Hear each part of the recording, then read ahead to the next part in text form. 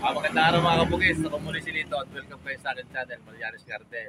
Share ko naman po sa inyo ngayon kung paano natin mapapalaki bulaklak kahit maliliit pa lang yung mga bougainvillea natin. Kagaya dito, sa mga bougainvillea ko dito. I-share ko sa inyo yung technique ko kung paano ko napapalaki yung mga bulaklak. Kagaya dito. Kagaya dito. Yan, liliit pa lang ng mga puno niya pero ang mga bulaklak niyan lalaki na. Ito, nag-uumpisa pa lang. May lumipat pa. Paro-paro. Gaya niyan, nakita nyo, ginugupit ko ito. Ito kasi parang lumalagpas na. Para yung nakita nyo ito, pinutulang ko, namumulaklak na siya dyan. Para hindi masyadong humaba. Nakita nyo, ang laki ng bulaklak ko. Diba? Yan na. Try dito.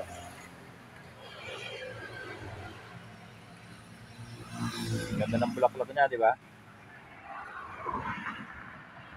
Pero mga pot pa lang yan, ganito pa lang. Naka-plastic pot pa lang na ganito.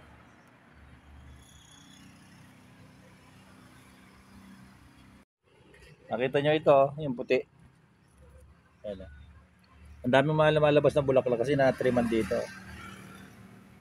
Ito yung mga bulaklak niya. Diba? Ang ganda.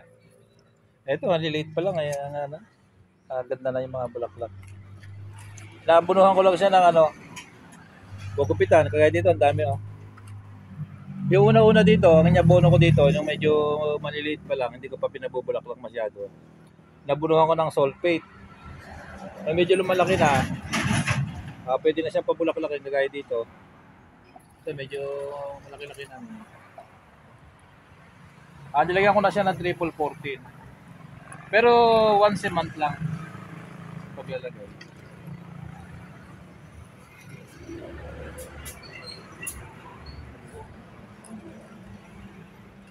Dito niya, gampul ng bulaklak.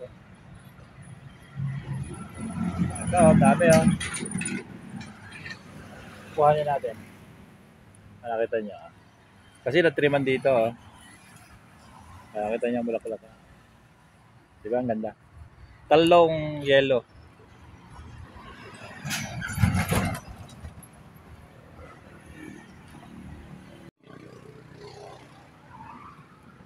Medyo mga tumataas-taas na din.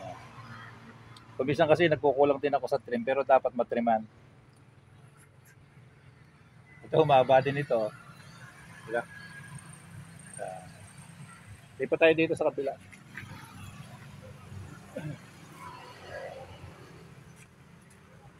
Medyo namumulaklak na, di ba? Iba, wala pang bulaklak. Pero yung mga iba, ganda na ng bulaklak. Ang liit lang ng pot. Ayun na. Di ba? Ang ganda. Liit lang ng pot niya. Dahil bulaklak.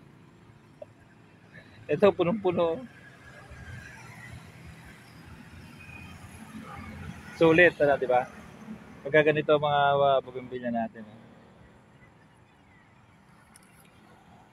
Ito, napilian pa ito kasi may kumukuha. 4 na araw yata walang kumuha kaya medyo naka-buka. Naka-conceal. Nakita nyo dito.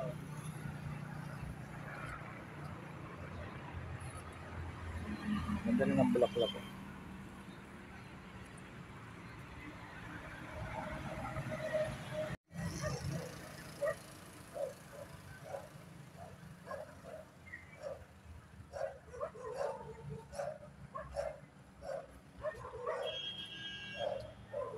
Ganun lang po ang gagawin natin pagka kagaya dito, example.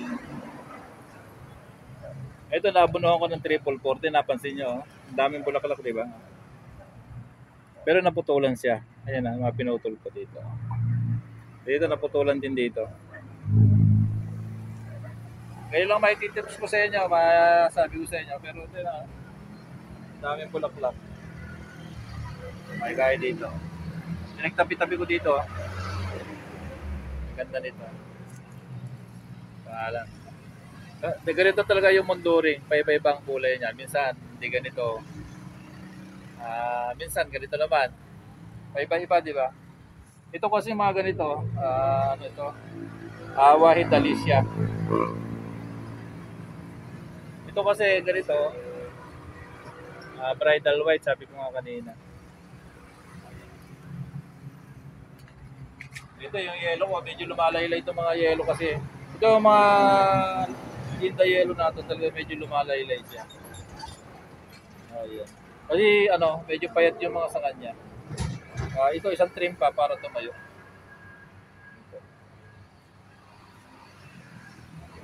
Di ba nakita niya, dati ang pangit niya, di ba?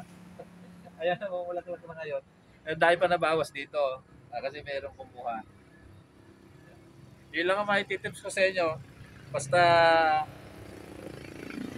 sa umpisa gusto nyo na, kasi pagka sa umpisa, pagka triple 14, malilito masyado. Mas maganda kung ano, yung ammonium sulfate muna. Pagka nun, saka nyo tirahin ng ano, ng triple 14. Pagka nag-trim na kayo ng ganyan, nagkaroon ng ilang araw, pwede na apunuhan. Pasensya na kayo, magulo dito sa amin na malapit sa kalsada. Makakapagpabulaktak tayo ng ganito kahit maliliit pa lang. Ang ganda ng mga bulaklak. Dito nyo lang ilalagay yung ano, kunyari may triple 14, dito lang sa gilid. Konti-konti lang. Yung triple 14. Saka hindi araw-araw ang dilig.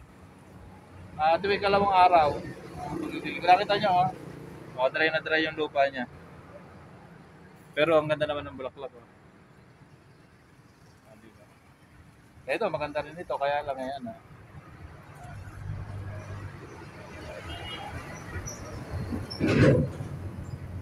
Ayun lang maibibigay ko sa inyo na tips sa ngayon.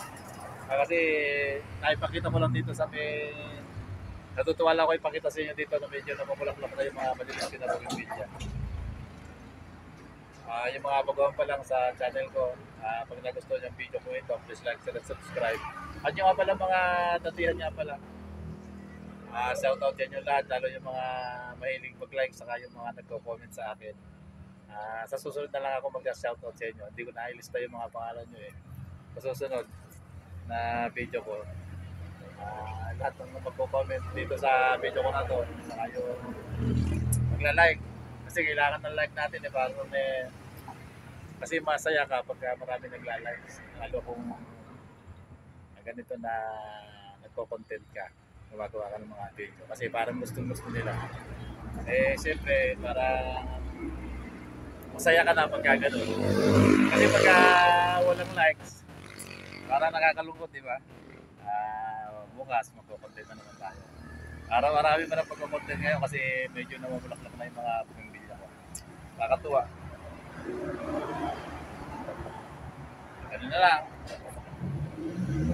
Dito na lang. Maraming salamat sa patuloy na pumunod yung mga video ko. Hindi ko nga pa tayo tuloy kanina, yung mga baguhan pa lang. Pag nagustuhan nyo ang video ko ito, please like, share, and subscribe. Pag-hit yung notification bell para maging updated kayo sa mga susunod yung video. Happy Valentine's Day sa inyo lahat. Sana magpapasaya ka doon darating na araw ng mga puso.